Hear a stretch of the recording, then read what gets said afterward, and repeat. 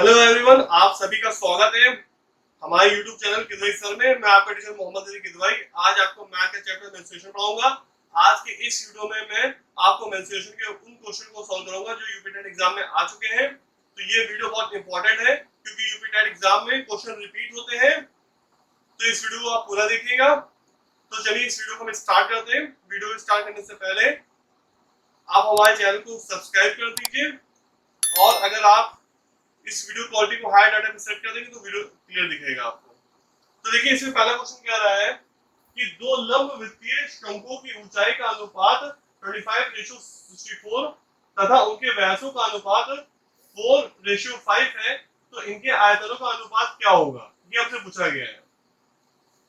तो अब देखिएगा व्यासों का अनुपात हमको दे रखा था 4:5 दे रखा था, तो इसको इस तरह से भी लिख सकते हैं कि पहले शंकु का व्यास अपॉन दूसरे शंकु का व्यास जो होगा वो 4/5 होगा। ठीक है, अब व्यास जो होता है आपका वो त्रिज्या का डबल होता है, तो व्यास से अगर हम 2r1 लिख दें यानी कि पहले शंकु का त्रिज्या और यहाँ भी दूसरी त्रिज्या हो जाएगी आपकी, तो व्यास से हम जो है हम 2r1 लिख लेंगे पहले शंकु के लिए और दूसरे शंकु के लिए हम 2r2 लिख देंगे, तभी हमारा 4:5 होगा। हमने व्यास को त्रिज्या के टर्म में लिख लिया। अब यहाँ पे देखिए 2 कैंसिल हो जाएगा तो r1:r2 जो होगा वो 4:5 आएगा। इसका मतलब ये है कि जो पहले शंकु की त्रिज्या का और दूसरे शंकु की त्रिज्या का अनुपात जो होगा वो भी 4:5 होगा।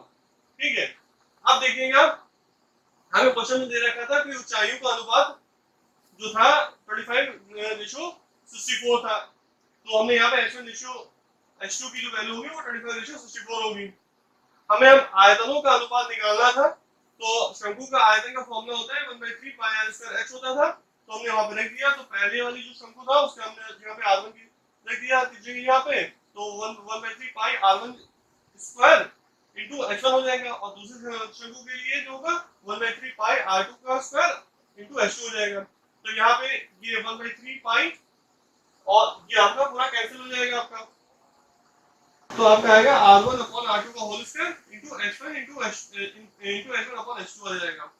अब यहाँ पे जो है आप सारी वैल्यू पुट कर दिए, r1/r2 की जो वैल्यू थी वो 4:5 थी और h1/h2 की जो वैल्यू थी वो 25/64 थी। यहाँ पे सारी वैल्यू पुट कर दिया, ये कैंसिल हो जाएगा, लास्ट आंसर आपका 1:4 आएगा।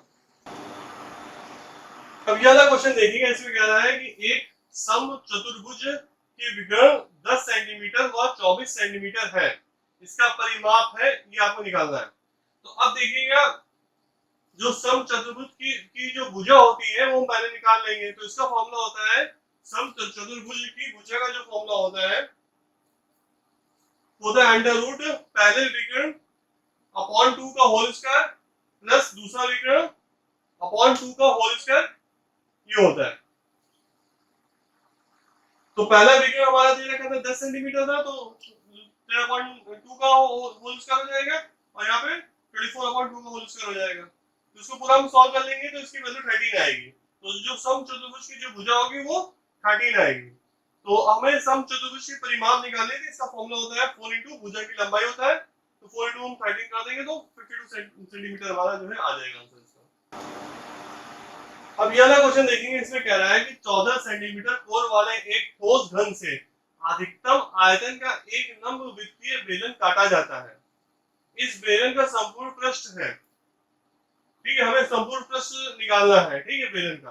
तो आप देखेंगे जो बेलन की जो त्रिज्या जो होगी उसका बेलन का जो रेडियस होगा आपका वो 4/2 हो जाएगा। ठीक है, क्योंकि आपका जो 14 सेंटीमीटर कोर का जो घन था उससे आपका बेलन काटा गया है, तो बेलन की जो त्रिज्या होगी वो 4/2 हो जाएगा। तो कोर जो था उसका वो 14 हो जाएगा, तो बेलन की जो त्रिज्या होगी वो 7 सेंटीमीटर आएगी और जो बेलन की ऊंचाई होगी वो घर की कोर के बराबर होगी, वो 14 सेंटीमीटर हो जाएगी।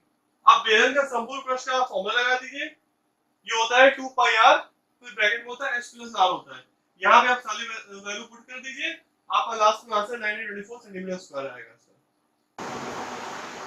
अब यह वाला क्वेश्चन देखेंगे, इसमें कह रहा है कि एक बेलन और अर्धगोला तथा शंकु जिनकी आधार और ऊंचाई एक समान है उनके वर्ग पृष्ठीय क्षेत्रफल का अनुपात क्या होगा।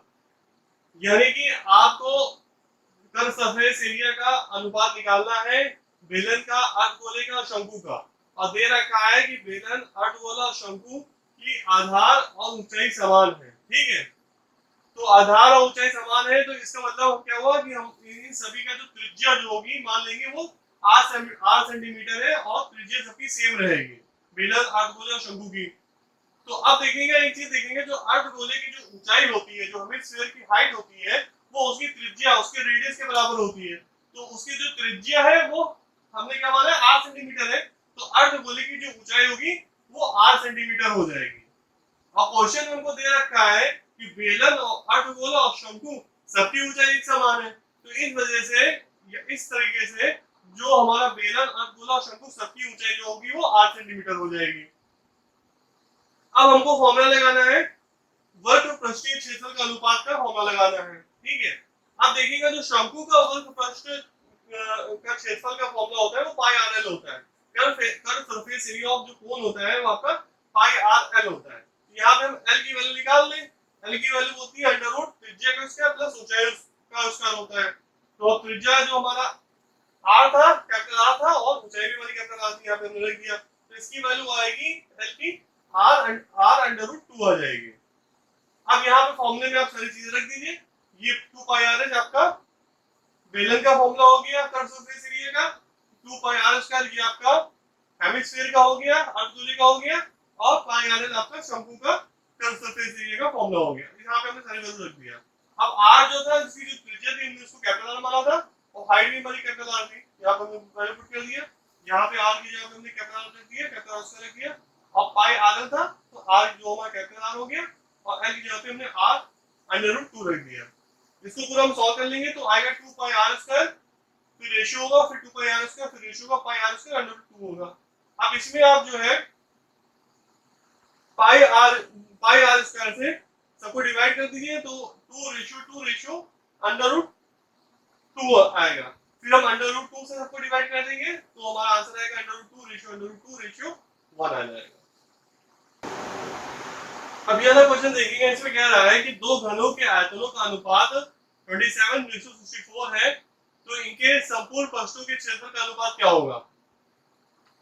तो अब हमको घन का आयतन का जो फॉर्मूला होता है हमारा वो होता है भुजा क्यूब होता है, और घन के संपूर्ण पृष्ठ का क्षेत्रफल का फॉर्मूला होता है 6 भुजा स्क्वायर होता है। तो अब देखिएगा हमको दे रखा था दोनों घनों के आयतनों का अनुपात दे रखा था, यानी कि पहले घन की भुजा का क्यूब अपॉन दूसरे घन की भुजा का क्यूब इक्वल्स टू 27/64 दे रखा है। ठीक है, तो अब हम निकालेंगे अगर पहले घन की भुजा अपॉन दूसरे घन की भुजा निकालेंगे तो यहाँ पे इसका क्यूब हटा देंगे तो इसमें क्यूब रूट आ जाएगा आपका, तो इसकी वैल्यू 3/4 आएगी। तो पहले घन की भुजा अपॉन दूसरे घन की भुजा का जो वैल्यू होगी वो 3:4 हो जाएगी। तो हमें पहले घन का संपूर्ण पृष्ठ का क्षेत्रफल अपॉन दूसरे घन के संपूर्ण पृष्ठ का क्षेत्रफल निकालना था, तो इसका फॉर्मूला था 6 * भुजा स्क्वायर, तो 6 * 3 का स्क्वायर कर देंगे अपॉन में 6 * 4 का स्क्वायर कर देंगे, तो इसको पूरा हम सॉल्व कर लेंगे, हमारी वैल्यू 9:16 आएगी। अब यह वाला क्वेश्चन देखिएगा, इसमें कह रहा है कि यदि एक घन की प्रत्येक भुजा को दुगनी कर दिया जाए तब इसके संपूर्ण पृष्ठ के क्षेत्रफल में कितना प्रतिशत की वृद्धि होगी। तो मान लेंगे कि घन की भुजा की लंबाई जो है वो x है, तो घन के संपूर्ण पृष्ठ के क्षेत्रफल क्या होगा, उसका फॉर्मूला होता है 6 * भुजा स्क्वायर होता है, तो 6 * x स्क्वायर हो जाएगा, तो 6x स्क्वायर आ जाएगी वैल्यू। फिर परिवर्तन के बाद में जो घन की भुजा की लंबाई जो होगी, घन की भुजा की लंबाई जो होगी आपकी वो 2x हो जाएगी। तो नए घन के संपूर्ण पृष्ठ का क्षेत्रफल जो होगा वो 6 * 2x का स्क्वायर हो जाएगा आपका, तो 24x का आ जाएगा। 6 * भुजा स्क्वायर होता है आपका। तो अब जो परिवर्तन के बाद में जो आपकी भुजा की लंबाई वो आ गई 2x आ गई है, तो 6 * 2x स्क्वायर हो जाएगा आपका, तो 24x स्क्वायर आ जाएगा आपका। तो उसके बाद क्षेत्रफल में प्रतिशत वृद्धि निकालनी थी, तो जो अब आपका आया है जो क्षेत्रफल, उसमें से जो पहले वाला क्षेत्रफल तो माइनस कर देंगे अपॉन जो ओरिजिनल आपका जो था पहले वाला जो क्षेत्रफल था वो कर देंगे इनटू 100 कर देंगे। तो यहाँ से हम सारी वैल्यू पुट करके निकाल लेंगे, तो इसकी जो क्षेत्रफल में प्रतिशत वृद्धि जो होगी वो 300% आएगी आपकी। यह वाला क्वेश्चन देखेंगे, इसमें कह रहा है कि यदि किसी वृत्त की केंद्र से 12 सेंटीमीटर की दूरी पर स्थित जीवा की लंबाई 10 सेंटीमीटर हो तो वृत्त का व्यास क्या होगा, ये हमसे निकालने के लिए कहा गया। तो इसमें ये कहा गया है कि आपका एक सर्कल है, एक वृत्त है, उसके सेंटर से 12 सेंटीमीटर की दूरी पर एक जीवा है जिसकी लंबाई 10 सेंटीमीटर है, ठीक है। तो अब हमको निकालना है कि इस वृत्त का व्यास निकालना है, सर्कल का डायमीटर निकालना है। तो आप देखिएगा ये आपका जैसे यहाँ पे आपका ये जो होगा आपका ये इसके ऊपर जो आया है ये लंब आया है आपका एक तरह से जो ओडी है ये लंब है जीवा पे, तो ये आपको डिवाइड कर देगा दो पार्ट में आपको। तो अब यहाँ पे मान लेंगे ये पॉइंट ए हो गया, यहाँ पे डी मान लिया, यहाँ पे आपका बी मान लिया। तो अब यहाँ पे जो जो एडी जो होगा आपका वो टोटल एबी बाई 2 हो जाएगा, यानी कि 5 सेंटीमीटर आएगा आपका। एडी जो आपका आएगा वो 5 सेंटीमीटर आएगा। अब देखेंगे यहाँ पे आपका एक ट्रायंगल बन रहा है, एक त्रिभुज बन रहा है ओ एडी, ठीक है। तो अब इसमें हम यहाँ पे ये वाला साइड निकाल लेंगे जिसे हम हाइपोटेन्यूज कहते हैं, जिसे हम कोण कहते हैं। तो हम पाइथागोरस थ्योरम हमारा होता है, उसका फॉर्मूला होता है, अब ये वाला ट्रायंगल ले लिए ओएडी, इसमें हम पाइथागोरस थ्योरम लगा देंगे। पाइथागोरस का फॉर्मूला होता है हाइपोटेन्यूज का स्क्वायर प्लस टू बेस का स्क्वायर प्लस परपेंडिकुलर स्क्वायर, यानी कि आपका कर्ण का स्क्वायर प्लस टू होगा आधार का स्क्वायर प्लस लंब का स्क्वायर होता है। अब कर्ण आपका क्या है, कर्ण आपका ओए है, ठीक है, और आपका आधार जो है वो ओडी है, और लंब जो है आपका वो एडी है। यहाँ पे सारी वैल्यू आपने रख दिया, तो ओए की जो वैल्यू है आपकी वो आपकी 30 आ गई। तो ओ ए यहाँ से यहाँ तक है, अब यहाँ से यहाँ तक जो पूरा कंप्लीट करेंगे तो आपका ये व्यास बन जाएगा आपका। तो व्यास होता है 2 इंटू त्रिज्या होता है, तो ओ एक तरह से आपका त्रिज्या है, अब इसको इससे 2 से मल्टीप्लाई करेंगे तो आपका पूरा जो है व्यास निकल के आ जाएगा। तो 2 इंटू 13 हम कर देंगे तो 26 सेंटीमीटर जो होगा वो इस वृत्त का व्यास होगा। Thank you for watching this video. आप हमारे चैनल को सब्सक्राइब करें और वीडियो अच्छा लगे तो लाइक करें और बेल वाला घंटा बजा दें जिससे आपको आने वाली वीडियो का नोटिफिकेशन मिलता रहे।